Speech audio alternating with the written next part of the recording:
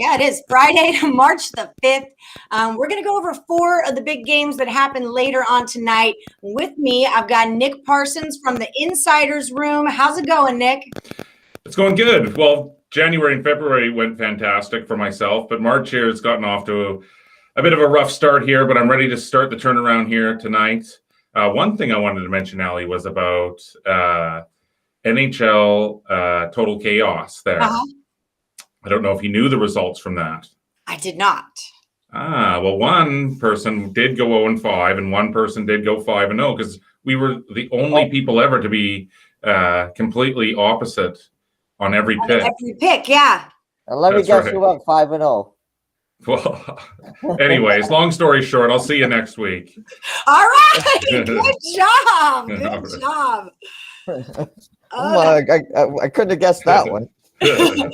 Kick, but no, Total Chaos is sometimes hard for me to keep up with. And then before, when I have to schedule you guys, I'm like, well, crap, who won? 4 of them landed within a half goal. It was so close. So anyways, yeah, that's just the way it goes sometimes. All right. So March hasn't been that bad for you. That's true. Absolutely. I mean, I'm giving up. So yeah. There you go. There you go. How are you doing, Dan Kaiser? I'm kind of in the same boat. Nick is. Had a good February, closed out February on a really hot streak. Started out March kind of a little up and down here. So hoping to get everything straightened out in the this weekend, heading into March Madness. And I have faith in you for sure. Both of you. And getting ready to hopefully Nick can win next week and keep my seat warm at the top of NHL Total Chaos so I can come back and claim my rightful crown. Yes. So who will I be facing next week, Ellie? I'm not exactly sure. Okay. Maybe that new guy that's on. Oh yeah, Cam Ross. Well, tonight he's doing Total Chaos and college basketball with Chip. So we'll definitely see him tonight at 4:35, 7:30 Eastern. So you guys stay tuned for that. But I'll find someone. We'll find someone. Dan, you're just not available, right? That was your thing? Yeah, my son's, it'll be his last week of wrestling next week. And his matches always seem to be on Tuesdays. So fair enough. All right. I'm out. Hey, Tony Cobbs. How's it going, girl? All right, y'all. So let's jump into it. We're talking hockey. So we've got Minnesota at Arizona. Minnesota's a small favorite, -135, and the total's 5.5. So where are you going with this one, Nick? Yeah, this is a tough one. Minnesota had been red hot up until recently when it's lost back-to-back games, both to Vegas, 2 high-scoring losses, 5-4 in overtime, and then 5-1. So it's given up 2 goals in its last 2 games. Previous to that, though, it had won 6 games in a row. And so momentum, I mean, it's a very real, almost tangible factor in sports. And so Minnesota has lost its momentum here. Now, Arizona, it's been sort of scuffling back and forth lately, but it is coming off a win, a 3-2 win over LA. So really, you know what? I think that Arizona here at home offers pretty good value. They have a good mix of young players, veteran leadership, decent goaltending. So yeah, plus money here, coming off a win, facing a Minnesota team that's suddenly struggling. I'm going to go with Arizona here, Ali. Dan, do you agree? Yeah, I agree with Nick on this one. Like you said, Minnesota had been playing really well. They do play good on the road. They're 7-4-1 away from home. But, Talbot's not, he hasn't been playing very steady between the pipes. And, he's due for a bounce back effort. I just don't look for it tonight. I'll take, I'm with Nick. I'll take Arizona in this one. All right. So I'm seeing Arizona at +115. Good value. All right. I like it. I like it a lot. Plus money, honey. Yeah, a little plus money for you there. All right. So Anaheim Ducks are at Colorado Avalanche. Avs have been a big favorite every time I look at them. -260 does not shock me here. The total is 5.5. We know we can't play a -260 because that's crazy. So what are we thinking, Dan? Avs, Ducks, puck lines, what? Yeah, the Avalanche team. I mean, I had a lot of they have been my team for a while back, but this goes back to the Sakic and Patty Roy days. So I just can't make anything out of this team. They lost 6-2 to San Jose and then come back and beat them 4-0. And they were up 2-0 in that game against San Jose. And then San Jose scored 6 straight.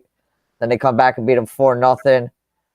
Yeah, Anaheim's on an 8-game losing streak. So, and they're struggling to score. But I look at this, the last 5 defeats by Anaheim have all been decided by a goal.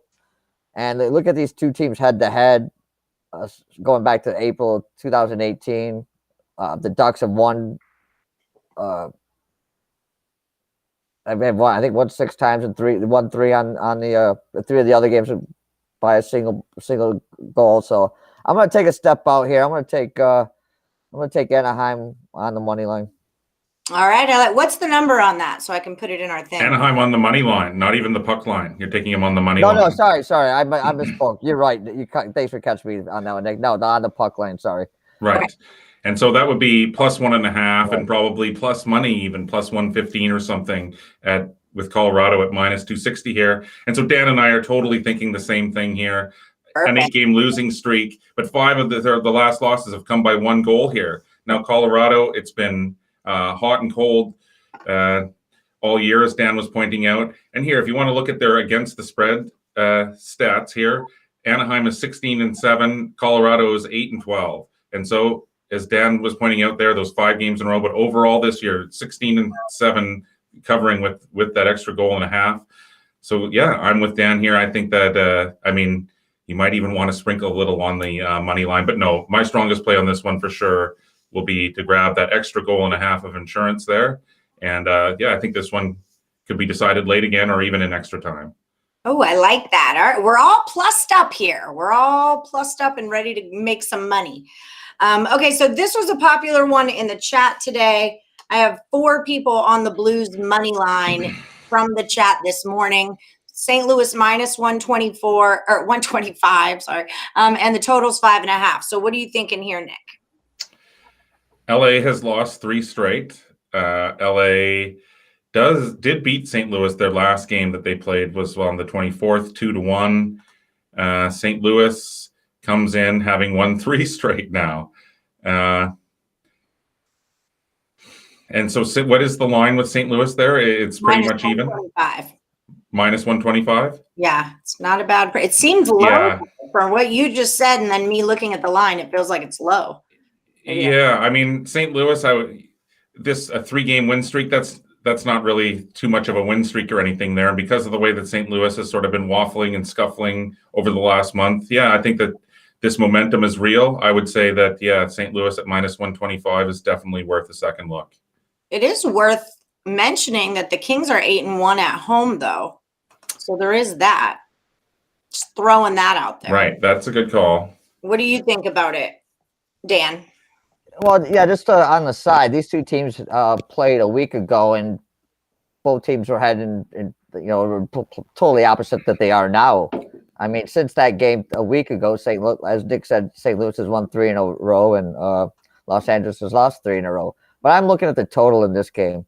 You look at all these. You look at the numbers. St. Louis has gone over 13 of 23 games this season. Games they play and see 6.82 goals scored on the road when they're on the road. Los Angeles has gone over 12 of the 21 games this year. Things have slowed down a little bit for the Kings. If they've gone under 4 of the last 5 games. I'm looking at this. These teams have played 4 times this season, and they've combined for 6-9, 3 and 3 goals. And all the numbers are telling me to take the over, but I'm taking the under in this one. I think, both teams are as we said, both teams have kind of been up and down and struggling. I just think it's going to be going to struggle to find the net in this one. So I'm going to play the under. All right. We're going under 5.5 here. And we're taking St. Louis. That's the jam. Okay, so one more to go, and then Ninja will answer your question about Boston. I do like Boston there. Yeah, Boston was on our chat today. 1 was on the money line, 2 were on the under in that game. How do you either of you have a feeling about a total in it? In the Boston game? Yeah, it's 6 is the total, and Boston minus 135, which is a good price. Yeah, I like Boston. Yeah. Okay. So I think they've just been playing horribly. They're coming off that close loss there, and so it's a revenge spot, and yeah, definitely like Boston. You are welcome, Ninja. No problem. That's what we're here for. Okay, so last one. My Vegas Golden Knights are playing our rival San Jose Sharks. Vegas is a big favorite, minus 215. Total is at 6. What do we got on this one? Well, I would think that this one sort of screams to me over when I look at this game. I mean, San Jose has just been terrible defensively. Now, Las Vegas is one of the best on the defensive end. It only allows 2.1 goals per game. It averages 3.21 goals per game. San Jose, it allows almost 4 goals per game, and it's just under 3 goals per game average there. Now, San Jose is coming off a 4-0 loss there to Colorado, but previous to that, it had seen the total go over in 4 straight. It actually beat Colorado 6-2 in that previous game. So off that shutout loss, I think San Jose is going to it's going to be able to get a couple here, and Vegas is definitely going to be able to get a few. So my strongest play on that one will be to the over. All right, we're taking Boston and the over. Elliot is saying Vegas puck line, Blues money line, Avs puck line, and Boston under. Really like all those picks. Absolutely. Talking about. Okay, so Dan, what are you talking about here? Well, I was talking to a friend last night, and we were talking about betting hockey over and unders, and he says he never bets an under because, he watches hockey, you see goals scored, and I said I don't think I very rarely ever bet overs because I just hate those one or two bad periods, and then So but I do, in saying that, I do bet a lot of overs in game, a lot when I see see the total go way low, and I just got a feeling when it gets down to 3.5 or 3, and especially if I've got the under 6.5 or something, I'll jump on the over and try to hit the middle. But in saying that, I'm going against Nick in this one. I'm taking the under in this one.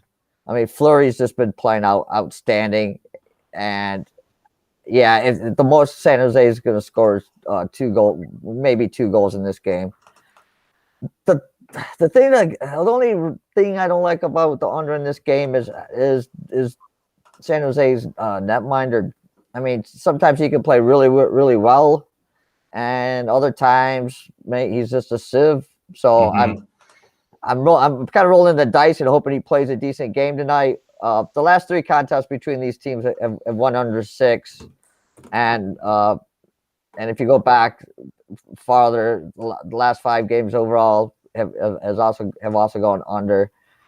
I think San Jose may get a goal in this one, but I mean, after last night, because I did have the under last night, and in that Vegas game, and it looked good, and then they scored 3 in the third, so to put that one over. So right. I just don't think they're going to explode for 6 tonight. So I'm going to play under 6 in this one. All right. So we disagree, and that's okay. Sometimes it happens.